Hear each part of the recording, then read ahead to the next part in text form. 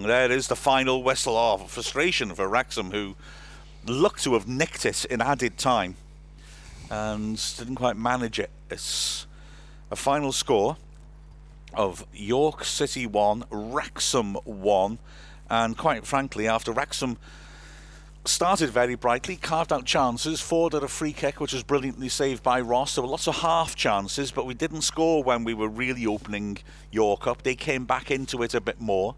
Then in the second half, again, Wrexham had more of the ball, more promise about them, not working the keeper enough until in added time, Tom O'Connor, with that ludicrous sort of side saddle overhead kick into the bottom right corner, an amazing goal. But then Wrexham were hit by an amazing goal by York, possibly a foul. O'Connor looked to be fouled by Cogan, who'd gone up front as an emergency centre forward. He flicked it on. John Lewis worked it wide, and Dooku on the right side of the box, who just that second come on as a sub, with a fabulous finish on the run as he was losing balance, looping it over Howard. I mean, an incredible strike. Like I said in commentary, he'd probably never do that again in his life if he tried. Magic, probably O'Connor wouldn't either. But overall, well, it feels like 2 points lost for Wrexham because we scored in injury time ourselves. And we were the better side throughout the game, really. But all credit to York, they defended like warriors, you know. Mm-hmm. It's just one of them. It's a hard one to take. I thought that could have been that statement win, away win that we needed, really. I'm a bit more positive about it. I think it would have been a little bit unfair on York for us to have 3 points for the way they played today. They were a lot better than their position sort of shows. It's away from home. Obviously, our away form's not been great, but like we said during the commentary, that wasn't the typical away performances we've been having where we've come away with a negative result of some sort. We played well, we threw a lot at them towards the end, and I think you sacrifice a centre back when you bring attacking subs on, you're liable to going down a goal like that, and we can't win them all, Mark, can we? Yeah, exactly right. Chesterfield lost as well, so we've opened a bit more of a gap from them. Notts County won, although. And so they go back top of the table by 1 point. I don't feel too panicky about that. Woking a third now, but 7 points behind us. It was a decent away performance, certainly better than some of the ones where we've struggled to get going. We did get going, we moved the ball around well. Mullen looked very lively up front, and there was an air of threat about us, but we were saying in commentary, we just failed to open them up properly and make too many clear-cut chances, really, and that was a bit frustrating for us, wasn't it, I think? I think it's more frustrating than you can.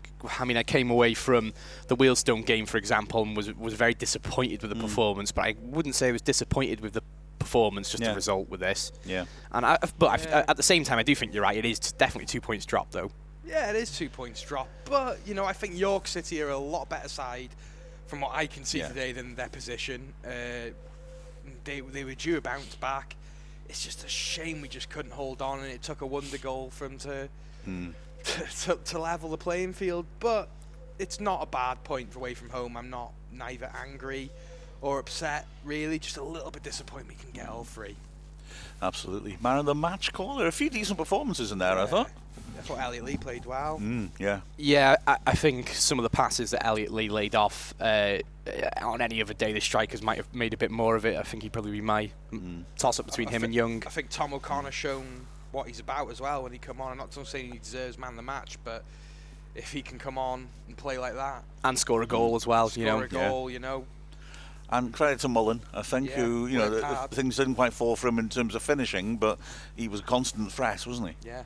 Yeah, absolutely. I'm happy to go along. Oh, Ford as well, there was a mention. I think he looked good going forwards.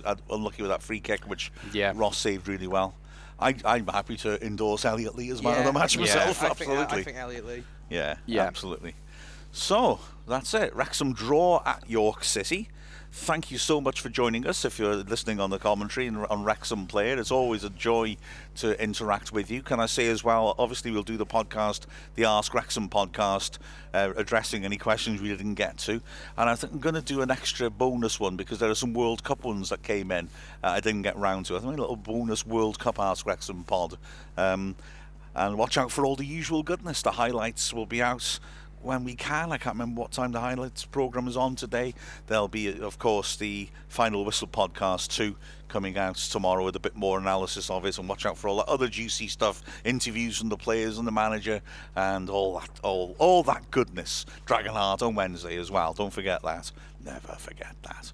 So, for the final score of York City 1, Wrexham 1, we are Chay Long, Bill Long, and Mark Griffiths from Wrexham AFC.